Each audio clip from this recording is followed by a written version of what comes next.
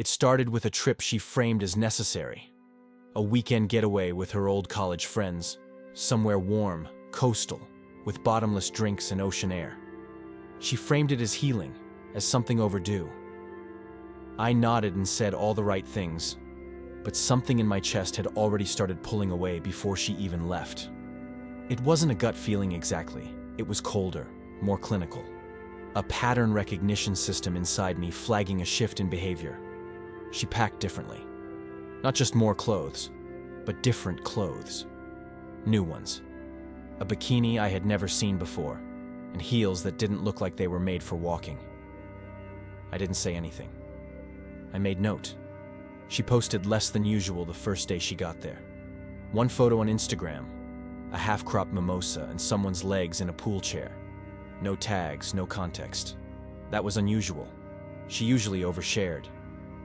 Suddenly, the silence was louder than any caption. I waited a day before checking her location history. Nothing too invasive, just the map feature on our shared cloud. It was turned off. Disabled. Another first. I waited another 12 hours. Still nothing from her. I didn't want to spiral, but spiraling is just pattern analysis with more emotion. I wasn't paranoid. I was preparing. A quiet reconnaissance. Not for revenge, not even for confrontation, just for clarity. The idea to hire a private investigator came slowly, but settled fast. I didn't even Google one. I asked a friend. He knew someone who didn't ask questions. $300 a day, plus travel. I sent him the hotel name and the last screenshot of her flight itinerary. He was in the city before she even checked in. He didn't report anything at first, just confirmation. She arrived, checked into the hotel under her name, no visible red flags. She met up with two women he recognized from her Facebook photos, college friends. But then came the third day. That morning, I got an email. 3 images, no message, no subject, just attachments. The first was of a rooftop bar, her in a white dress standing close to a man. The second, her sitting on his lap, laughing. The third, the view from a hotel balcony with 2 glasses of wine and a man's hand brushing hers. Same bracelet, same ring, same laugh. I stared at the screen for a full minute before I even moved. Not because I was shocked, but because I was done. Every muscle in my body relaxed at once, like something heavy had finally fallen into place. The doubt was gone. And now, there was only structure. I didn't call her, I didn't text. I poured a drink and opened my laptop, pulled up our joint bank accounts. She'd made 3 charges that week. Spa, dinner, drinks. All charged to our shared card. That would be useful later. I exported the statements, saved the images from the investigator to a folder I named plainly, Truth. That night I began moving funds. Nothing suspicious, just rearrangement, transferring a portion of my direct deposit into a separate account. I paused every few minutes to breathe, to double-check routing numbers, to make sure my hands weren't shaking. They weren't. By morning, I had contacted a lawyer. Not to serve papers, yet. Just to outline. To prepare a draft. She'd always said I wasn't good at planning, that I reacted too emotionally. She wasn't wrong, once.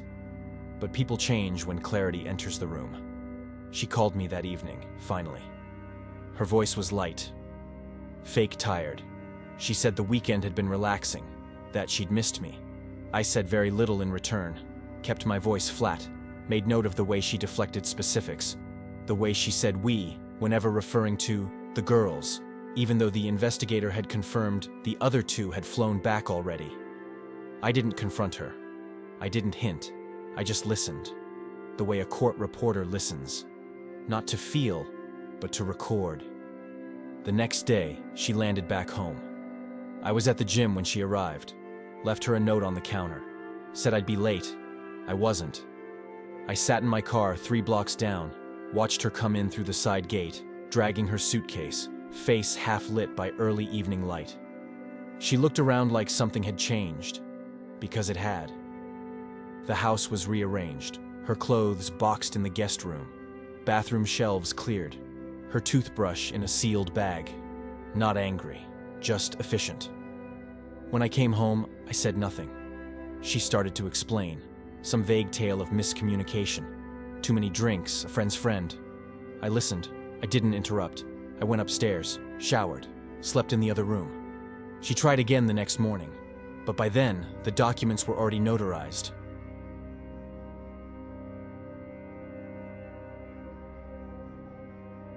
The papers were clean, no theatrics, no passive-aggressive notes or highlighted sections, just black ink, clean lines, clear terms.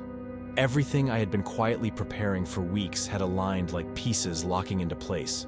The timing wasn't emotional, it was logistical. She had returned, so I filed. The lawyer moved fast. He appreciated precision. Said most people in my situation came in shaking or second-guessing. I wasn't. I had already grieved. That part happened the moment I saw her on that balcony in another man's arms, glass in hand, laughing like she hadn't in years. The grief didn't come from betrayal. It came from confirmation that I had been holding on to a version of us that no longer existed. I left the papers on the kitchen table in a beige folder, centered like a business proposal, because that's what it was now. Business. Divorce at its core is a severing of contracts. Love was gone long before the document arrived. She found them around noon. I know because I got the email receipt from my cloud printer. She didn't text me right away. There was a silence, almost polite. Then came a single-line message, just my name, no punctuation.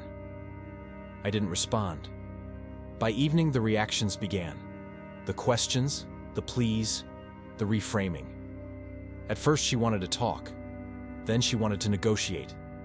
Then she wanted to fight. I didn't give her any of those stages. I gave her options: review, sign, return. All communication went through the lawyer after that. It wasn't about punishment. It was about peace. I had spent enough of myself chasing closure. A week passed. She stayed in the guest room, moved quieter, cooked for one, avoided the shared spaces. The house felt like a museum, preserved, distant, dead. The air had changed. Cleaner somehow. Colder too. Her perfume no longer lingered. The silence wasn't hostile, just hollow. Then came the ripple. The private investigator, without being prompted, sent me one final update. Her male companion from the trip, the one from the rooftop bar in the balcony, was not just a friend.